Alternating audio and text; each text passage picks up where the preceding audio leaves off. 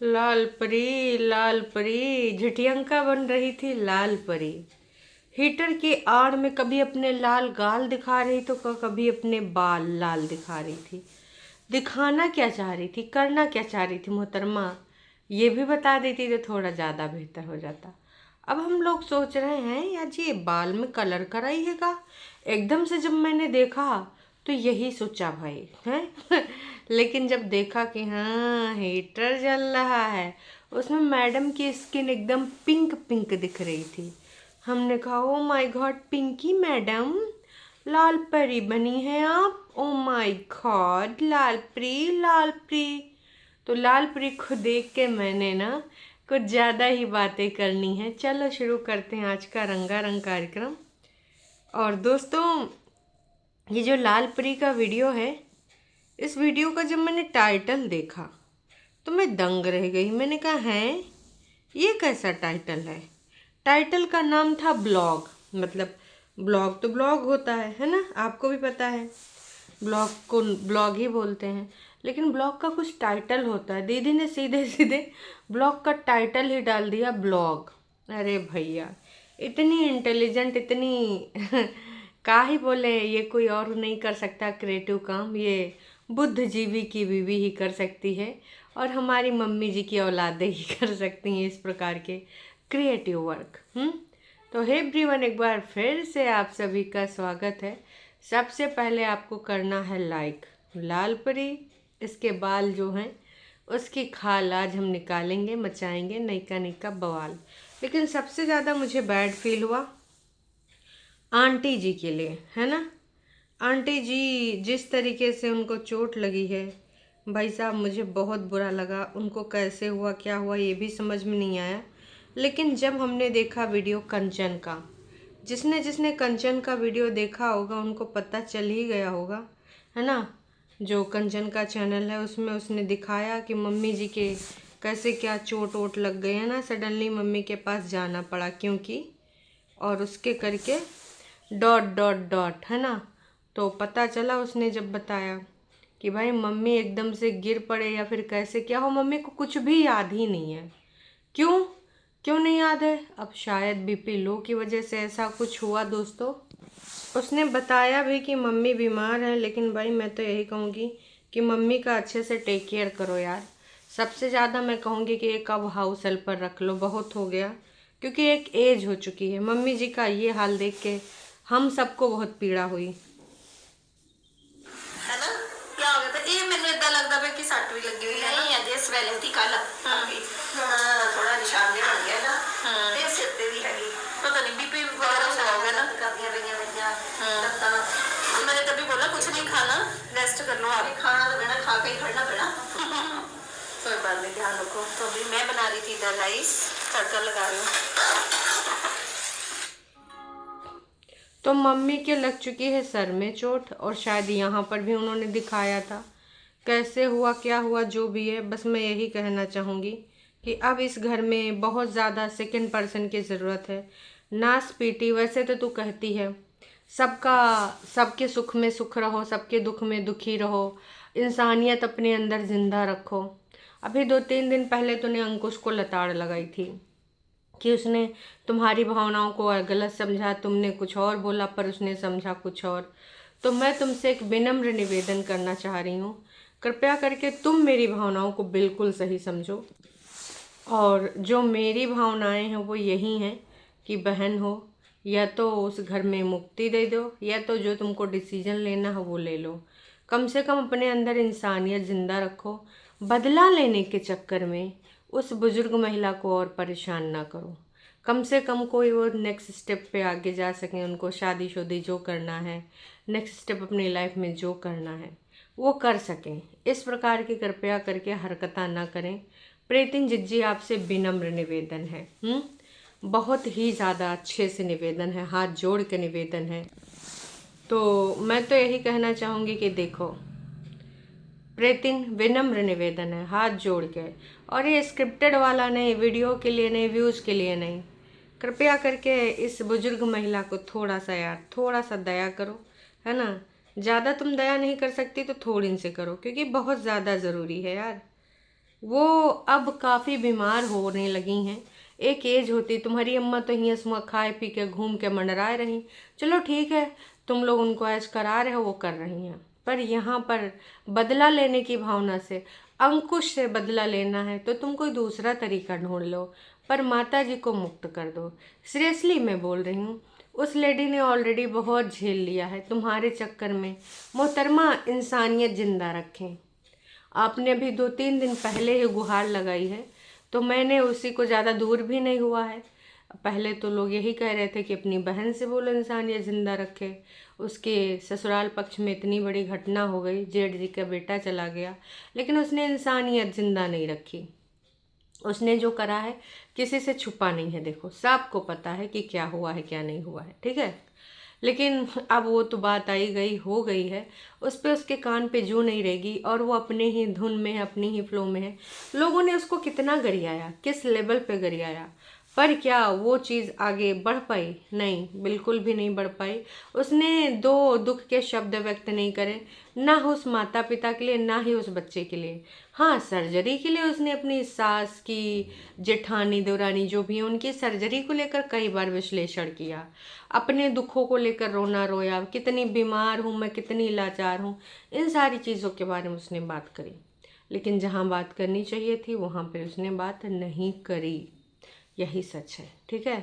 तो मैं आपसे यही कहना चाहूँगी कि कृपया करके एक काम करें, है ना। आप अभी के लिए हो सके मोहतरमा तो मुक्त कर दीजिए अपनी सास को। इंसानियत ज़िंदा रखें, बदले की भावना लेनी है, अंकुश के साथ उठा पटक करनी हो, के बाल नोचने हैं, उसके साथ मार पिटैया करनी है, जो करना है दोनों मियाँ बीवी मिलके एक्स कागजी जो भी हो तुम लोग कर लो, लेकिन माता जी को मुक्ति दे दो भाई साहब। अब ये इतना सब कुछ होने के बाद भी मम्मी जी का जो रवैया था कितना पॉजिटिव था यार। मन परेशान हो जाता है जब बंदा बीमार हो जाता है ना, तो जब तक हम देखते नहीं हैं तो मन को चैन नहीं आता कि माँ परेशान नहीं हो जाता, ठीक है। आप भी परेशान मत हो, नहीं, मैं नहीं बट परेशान। जल्दी से जल्दी डॉक्टर को दिखाना है। दिखाना तो आज भी था, बट आज डॉक्टर्स का कई बार अंकुश ने कॉल करके पूछा होगा तो शायद डॉक्टर छुट्टी पे थे, तो कल जाएंगे, मंडे है ना। हाँ, देखते हैं ना। कल डॉक्टर को चेकअप कराएंगे, IUI देखना होगा ना। तो चलो जल्दी से जल्दी मम्मी ठीक हो जाएंगे, बट पता ही नहीं चला कि हुआ क्या है ना, एकदम चने पे लेती मैं, ठीक थी। बट मेन प्रॉब्लम ये है कि कुछ याद भी नहीं है इनको खाना कि खा हुआ के क्या है। मैं लंबी नहीं कुछ नहीं मिला उसको बाद। वैसे तो मम्मी वॉक वगैरह प्रॉपर करते हैं ना, बॉडी को फिट रखा हुआ है, बट बॉडी में क्या आ जाता है पता नहीं। अब उस टाइम पे घर पे भी कोई भी नहीं था कि अब शुगर डाउन हुई है, बट जब चेकअप करवाया तब तो ओके थी बिल्कुल ना, ठीक थी तभी। तो एकदम से हुआ है और माता जी को याद भी नहीं है, ठीक है। माता जी को अगर याद होता तो बात कुछ और होती, उनको बिल्कुल याद ही नहीं, किसी प्रकार से कुछ भी याद नहीं है। तो मैं बस यही कहना चाहूँगी कि हो सके तो थोड़ी सी दया दृष्टि कीजिए, अंदर की आत्मा को जगाइए, छोटी अंदर की आत्मा को। लेक्चर देने मत आइएगा, चार भावनाएं यहाँ व्यक्त करने मत आइएगा, फलाना ढिमकाना, बुजुर्ग होते हुए लोगों को देख के दुख होता है, एक बढ़ रहा है एक घट रहा है, ये सब लेक्चर लेके मत आना नास बेटी तुम। क्योंकि जब भी तुम ये लेक्चर लेके आती हो हमारा खूने खौल जाता है, बस बड़बोलपन लेके आती हो, और देखो इनका कोई लेना देना नहीं होता है वास्तविकता से। तुम्हारे लिए सिर्फ स्क्रिप्ट होती है, कुछ लाइनें बोल देती हो और फिर सुविधा अनुसार चली जाती हूँ। पर मैं यही कहना चाहूँगी, अगर वाकई में तुम कुछ कर सकती हो, अगर वाकई में तुम इसके रिगार्डिंग कुछ फैसला ले सकती हो, तो इस माता को मुक्ति दे दो, अपने कर्मों में भी सुधार ले आओ, है ना। बाकी अगर अंकुश ने वाकई तुम्हारे साथ गलत किया तो ईश्वर बैठा है ना, अगर तुम छोड़ सकती हो तो ईश्वर के ऊपर छोड़ दो ना। जिसने जिसके साथ गलत किया होगा उसको दंड मिल जाएगा, क्योंकि ऊपर वाले का तो तराजू कभी घटा बढ़ा नहीं होता है। कानूनी प्रक्रिया में कई बार गलत साक्ष्य और गलत चीज़ों के अंतर्गत बहुत सारी चीज़ें हो भी जाती हैं, गलत फैसले भी हो जाते हैं, कई बार गलत लोग सजाएं काट के भी आते हैं। लेकिन मैं ये कहना चाहूँगी कि इस प्रक्रिया में कम से कम एक बार ईश्वर पे भरोसा करके देखो, कोर्ट कचहरी को छोड़ के थोड़ा सा इंसानियत ज़िंदा रखना सीखो। आप ही का जो पार्ट है जिस पे आप बिलीव करती हैं, आपने कुछ ये भी बोला था ना कि भगवान न करे मैं कभी ऐसे इंसान बनूं कि दूसरे के दुखों में खुशी मनाऊं या खुश हो जाऊं। तो अभी दूसरों के दुख में लेक्चर देने मत आइएगा, हमें आपके लेक्चर की नहीं एक्शन की ज़रूरत है मोहतरमा, ठीक है। इस बुजुर्ग महिला ने आपके उस कठिन टाइम में साथ दिया जब आपकी सगी माँ ने हाथ पीछे कर लिए थे। मुझे छुट्टी नहीं मिल पा रही है, प्रेगनेंसी टाइम की बात कर रही हूँ। वही दीदी जो बोल रही थी हम खड़े हैं खड़े रहेंगे, प्रेगनेंसी के टाइम पे वो कहाँ थी? उनको बच्चे को सिर्फ दिखाने को नहीं मिला तो उन्होंने इंटरनेट वाली लड़ाई छेड़ दी थी, ठीक है। और ज़्यादातर वजह यही है तुम्हारा जो घर संसार उजड़ा है, और तुम्हारा भाई जो आपका बहाना बना के गायब हो गया था कि भाई उसको काम पे जाना, ठेकेदार है, फलाना ढमकाना।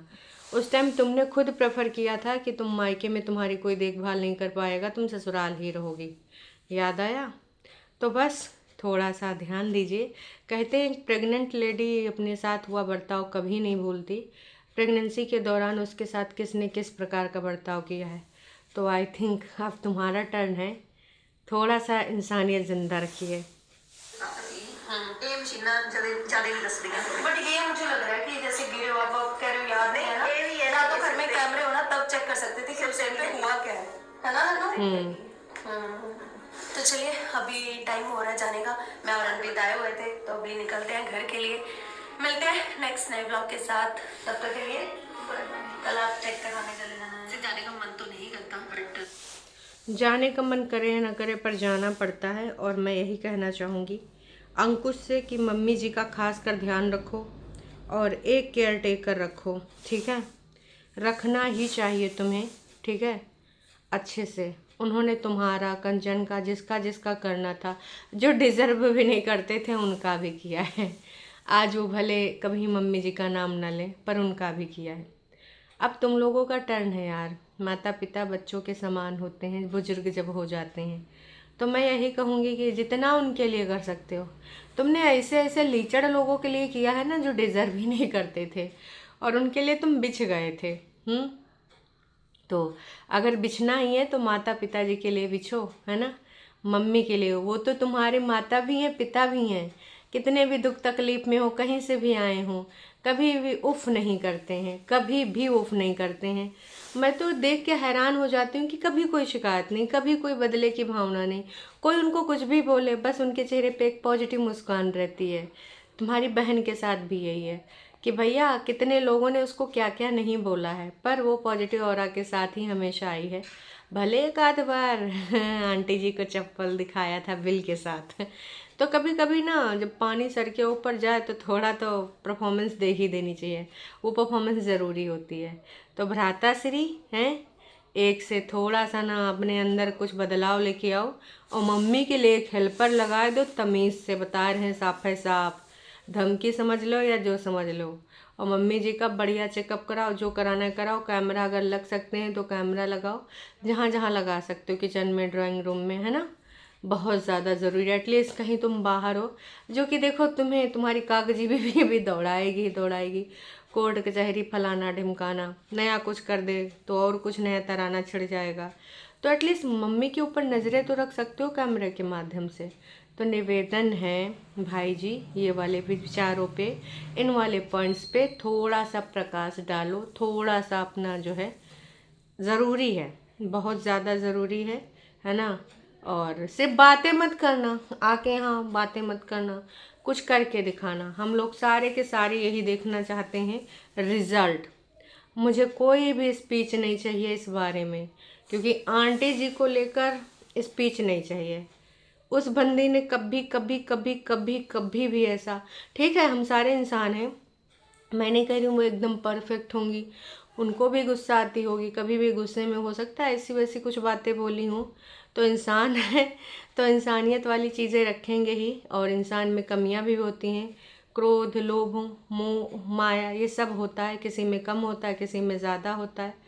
तो भाई जब ईश्वर मानव रूप में पैदा हुए, उन्होंने मानव आचरण किए, तो इंसानों की भी साथ ही क्या है। तो कृपया करके जितना उन्होंने किया है उतने में ही वो बहुत कुछ डिजर्व करती हैं। भले उनको लोग टॉन्ट बोलते रहें, भले उनके ऊपर लोग तमाम तरह की बातें करते रहें। तो हो सके तो अंकुश का भी वीडियो आया था, उसने भी ये सारी चीज़ें दिखाई हैं मम्मी का, ये देखना चाहें आप तो। करने के लिए चाय बनाने के लिए थे, तो अभी 4 बजे उठे, फिर मैंने कहा शायद नहीं हो, पहले मैं नहीं जाऊँगा। तो अभी फिलहाल मैं मम्मी को ना देख रहा हूँ, पता नहीं क्या हो गया। बैठे हैं, ये देखिए, एक तो ये स्वेल कर गया है ना, है मम्मी? हाँ। और एक यहाँ पे, देखिए मोटा मोटा हो गया यहाँ पे, पता नहीं क्या हुआ, अभी थोड़ा सेंस में है। तो अभी मैंने कहा याद आया कि हाँ मेरे को थोड़ा थोड़ा याद आ रहा है। फिर 2 घंटे लगे मैंने याद करते करते। अभी डॉक्टर को चेकअप करवा के आए, बीपी नॉर्मल है और डायबिटीज थोड़ी सी बड़ी होगी और दूसरा नहीं, मैं क्या नॉर्मल है, मेडिसिन मत खाओ तो ठीक है ना, मेडिसिन खा ली है नॉर्मल है, बट पता नहीं एकदम से क्या हो गया। और फिलहाल मंदिर जाके आए, मम्मी सैर नहीं किया, वो खुद परेशान हो गई, पता नहीं क्या हो गया। बीपी नॉर्मल है पर मम्मी जी का बिहेवियर मुझे नॉर्मल नहीं लग रहा है। वो परेशान से लग रहे हैं और थोड़ा व्यथित से लग रहे हैं, पता नहीं क्यों। अगर आप लोग भी उनकी बॉडी लैंग्वेज चेक करोगे तो आपको भी यही लगेगा कि मम्मी जी की बॉडी कुछ और कह रही है, वो अंदर से वीक हैं। बीपी नॉर्मल है ठीक है, पर कई बार ये क्यों हुआ, ये अगर आप गिरे नहीं हैं, हो सकता वो गिरी ना हो। शुगर होने के बाद है ना, लो होने के बाद हो सकता, जो ऐसे इनके पेशेंट हैं या फिर इनके डॉक्टर हैं वही बता पाएंगे कि ये चकत्ते जैसे या फिर स्वेलिंग जैसे यहाँ पे और यहाँ पे क्या हुआ है, ये डॉक्टर ही बता सकते। इस बारे में मुझे कोई ज़्यादा जानकारी है नहीं, तो मैं इस बारे में ज्ञान देना बिल्कुल उचित नहीं समझती, क्योंकि जो अल्प ज्ञान बहुत घातक होता है। और मैंने वाईटी पे बहुत सारे लोगों को, अल्प ज्ञानियों को बड़ा ज्ञान भगाड़ते हुए देखा है। तो भैया हो, अभी ये माता जी का ध्यान दो यार, जैसे देना है दो, तुम्हारा टास्क है, तुम्हारी माँ है। जब बाहर के लोगों को इतना ज़्यादा दर्द तकलीफ हो रही है, इतना ज़्यादा पीड़ा उत्पन्न हो रही है, इतना ज़्यादा फील कर रहे हैं, तो आई थिंक तुम्हारा बनता है, ठीक है। और मम्मी जी का तो यार, एक बार तो तुम जब छोटे थे बचपन में, है ना, तब उन्होंने तुम्हारा सब कुछ किया, उस टाइम तो हर माएँ करती हैं। पर जब बच्चे बड़े हो जाते हैं ना, चाहे जितने बड़े हो जाएं, चाहे जितने बड़े हो जाए, है ना, फिर भी अगर उनके लाइफ पार्टनर भी हैं लाइफ में, उनसे ना बने या फिर कोई भी समस्या हो जाए, फिर भी माँ कभी सकुचाती नहीं, कहती मैंने तुझे खिलाया पिलाया पाला पोसा है, तो वही बच्चा है। तुम बड़े भी थे, तुम्हारी शादी भी हो गई थी, उसके बावजूद ने मम्मी जी ने आपका सुसु पोटी सब देखा है, सब कुछ टेक केयर करा है।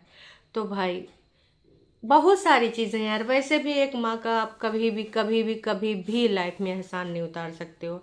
उसका इस दुनिया में तुम्हारा लाना ही सबसे बड़ा तुम्हारे जीवन का योगदान, उसकी वजह से तुम हो। बाकी चीज़ों को तो तुम छोड़ ही दो, भले वो तुमको कितना गरियावे कितना कुछ करे वो सब माता जी का प्यार ही होता है।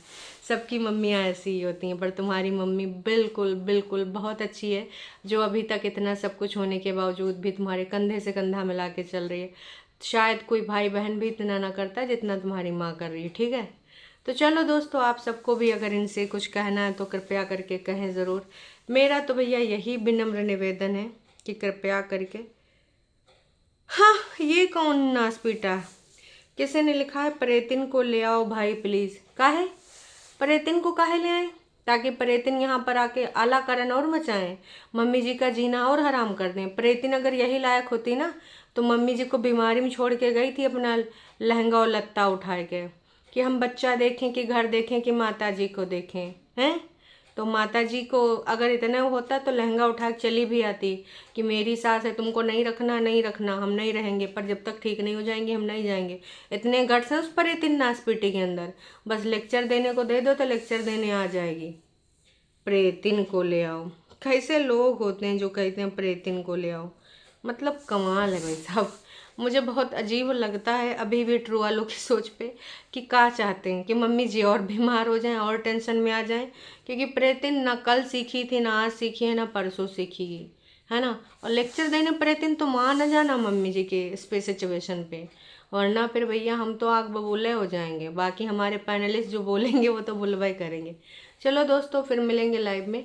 और हाँ दोस्तों, हो सकता है आज एक ही लाइव हो, क्योंकि मुझे कुछ काम से अभी निकलना है, ज़रूरी काम है। तो मैं निवेदन करती हूँ कि अगर टाइम से आ गई तो लाइव करूँगी, अदरवाइज़ फिर हम मिलेंगे दोपहर के बाद लाइव में। चलो जी, टाटा बाय बाय।